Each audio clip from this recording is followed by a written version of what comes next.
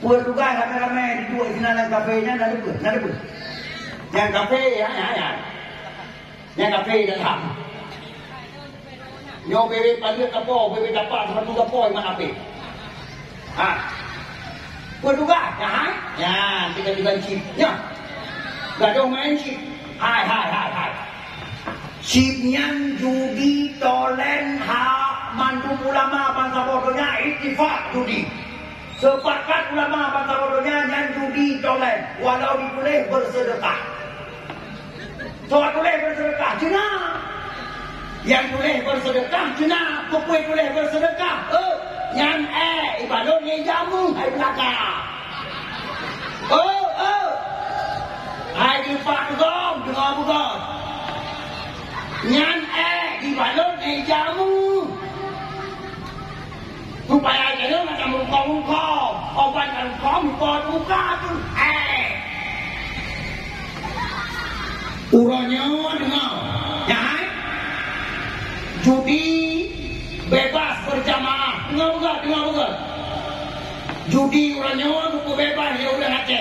Mamai kukui gusi dan Lampung, camat, bupati, gubernur, tolong. Mandum ku bebas judi. Dengar, ngomong dengar. Bahkan judi yang tak bebas sekali dananya judi berjamaah. Hai. Nah kau dah dengar dari nek tu kena judi berjamaah.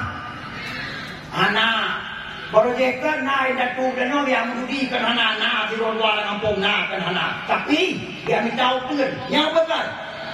Dia minta utuan yo bak lancung ke pulai oh dua tu le ke baik tu le go, male ke tu le go ke yang judi. Yang betul. Orangnya berjamaah kamu judi yang kedai kopi berjamaah. Mama bangga, pupu bangga. Kecil dalam kampung bermata ia gara-gara ramai orang judi dalam kampung. Hai. Jangan. Di apa hadis Rasulullah?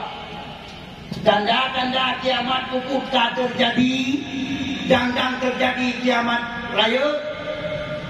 Apabila dalam kalangan masyarakat umat lun judi menyatakan pekerjaan biasa serta mabuk-memabukkan dengan judi itu dianggap pekerjaan biasa-biasa. Menyanyangkan terjadi kiamat kecil sudah terjadi. Katruk pengalau tabu-tabu merajalela, judi berjamaah merajalela, habis